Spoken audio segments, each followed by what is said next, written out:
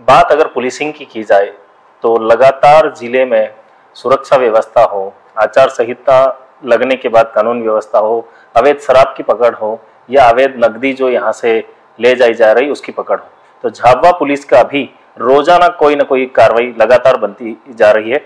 इसी पूरे मुद्दे पर बात करने के लिए मेरे साथ में है Jhabua SP Shri Padma Vilochan Shukla ji. Sir, the tribal live पर आपका स्वागत है।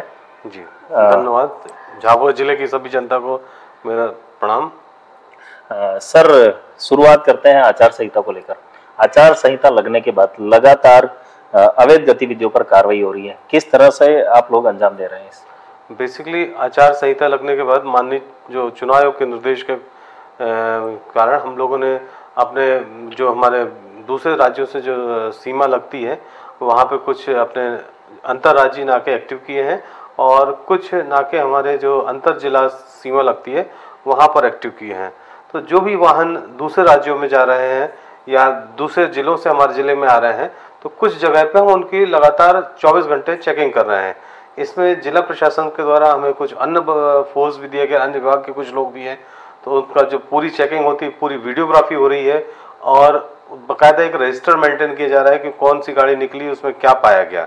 तो उसी तारतम्य में झाबुआ जिले की जो हमारी सीमा है उसमें पिछली बड़ी मात्रा में नकदी, कुछ बहुमूल्य वस्तुएं और इलीगल जो लिकर था वो जब्त किया गया है। सर, पुलिस के लिए बड़ा टास्क है, खासकर दो राज्यों की बाउंड्री है और लगातार वहां से वाहनों का आना जाना। लगातार आपकी आचार संहिता लगने के बाद दोनों स्टेट के अधिकारियों के साथ मीटिंग हुई, किस तरह से कोऑपरेट हुआ और कैसे काम चल रहा है उनके साथ? आचार संहिता लगने के पश्चात ही गुजरात और राजस्थान के जो पुलिस अधीक्षक महोदय हैं, जो निकटवर्ती जिलों के पुलिस अधीक्षक महोदय, उनके साथ हमारी लगभग 9 बैठकें हो चुकी हैं विभिन्न स्तरों पे। हमारे सीनियर अधिकारियों के भी साथ में बैठक हो गई और थाना प्रभारी से लेकर ऊपर तक बैठक हुई। इसमें सबसे अच्छा निर्णय ये लिया गया कि हम लोग कंबाइंड चेकिंग कर रहे हैं। आपको देखेंगे जो गुजरात से जुड़ा हुआ हमारा बॉर्डर है, पिटोल नाका जो कहलाता है, वहाँ पे एक तरफ गुजरात पुलिस की चेकिंग चल रही है, side by side Madhya Pradesh police की चेकिंग चल रही है। इसी तरीके से राजस्थान में जो टिमरवानी क्षेत्र जहाँ हमारी भी चेकिंग चल रही है वहाँ राजस्थान पुलिस भी है और हमारी मध्य प्रदेश पुलिस भी है। तो हमारा बहुत अच्छा सामंजस्य बना हुआ है। बॉर्डर में जो हमारा निम्न जो हमारा सब थाने का सबसे निम्न कर्मचारी है, आरक्षक, प्रधान आरक्षक, उसका भी अब जो पड़ोस का उसका कस्बा है जो गुजरात या राजस्थान में आता है, उनसे एक ग्रुप बना हुआ है, उनके वो अपनी इंफॉर्मेशन शेयर कर लेते हैं। इसी तरीके से थाना प्रभारी स्तर पर एक ग्रुप बना हुआ है, वो अपनी इंफॉर्मेशन शेयर कर लेते हैं और उच्च अधिकारियों का आपस में इसी तरीके से ग्रुप बना हुआ था जिससे हम एक दूसरे लोग इंफॉर्मेशन एक्सचेंज कर लेते हैं। हम दूसरे राज्यों की पुलिस के द्वारा हमारे संयुक्त अभियान भी किए गए जिसमें हमें काफ़ी अधिक मात्रा में सफलता मिली है। कुछ फरार आरोपी भी हम लोगों ने पकड़े हैं, इनामी आरोपी भी पकड़े और अवैध जो सामान है वो भी पकड़ा है। सर, आचार संहिता के बाद भी यह जो कार्रवाई लगातार जारी रहेगी?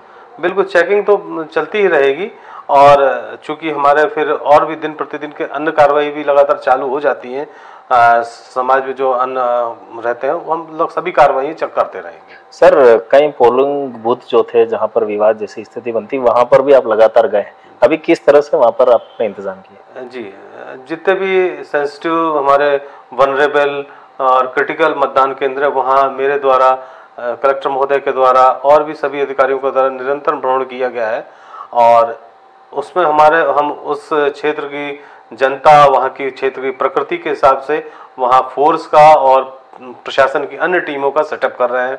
कई जगह डायरेक्ट कैमरे भी लगाए गए हैं, जहाँ 5 मतदान केंद्र है, 4 मतदान केंद्र एक साथ हैं, 3 मतदान केंद्र, तो वहाँ कैमरे लगाए गए हैं। बहुत सारी हम लगातार पेट्रोलिंग पार्टीज बनाएंगे जो हर 2, 4, 6 मिनट में उस केंद्र का भ्रमण करती रहेगी। सर, जब से आपने झाबुआ ज्वाइन किया, लगातार प्रो पुलिसिंग पे काम कर रहे थे, जैसे ही आपने ज्वाइन किया आप तुरंत एक खाटला बैठक आयोजित की, लगातार आपकी टीम भी स्कूलों में भ्रमण कर रही है, किस तरह से आपका प्लान है आगे भी? जी, मेरा झाबुआ जिले में कोशिश रहेगी कि पुलिस और जनता के बीच एक सामंजस्य बना रहे, क्योंकि यहाँ की जनता पुलिस के प्रति सिर्फ उनको हमने अपराध की विवेचना या अपराध होने तक ही सीमित रखा है। उसको मेरा ये प्रयास रहेगा कि हम पुलिस को अदर एक्टिविटीज़ में भी बढ़ाएं। जिस तरह से हम स्कूल एजुकेशन में पुलिस का क्या रोल हो सकता है, हमने महिला बल, हमारा महिलाओं के जो स्कूली बच्चियाँ रहती हैं उनको बैड टच गुड टच के बारे में बताना, ट्रैफिक एजुकेशन की जानकारी देना, या अन्य जो भी हमारे पुलिस की गतिविधियाँ उनकी जानकारी देना, वो भी हम लगातार करेंगे। मेरे द्वारा और कलेक्टर साहब के द्वारा पिछले दिनों कुछ हॉस्टल्स भी विजिट किए गए थे। हम आचार संहिता के पश्चात वो भी अपनी गतिविधियाँ चालू रखेंगे कि हम बच्चों को क्या बेहतर शिक्षा और क्या बेहतर दे सकते हैं, ताकि हमारे झाबुआ जिले के बच्चे देश में इस जिले का नाम रोशन करें।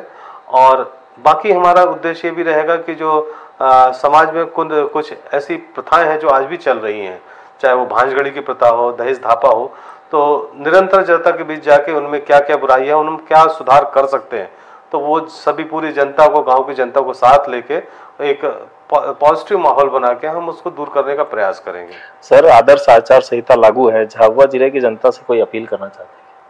मैं झाबुआ जिले की जनता से अपील यही करना चाहूँगा कि अधिक से अधिक मात्रा में अपना वोट डालें, इस लोकतंत्र के महापर्व में को सफल बनाएं और बढ़िया शांतिपूर्वक मतदान करके अपना देश का भविष्य निर्माण में अपना सक्रिय सहयोग करें।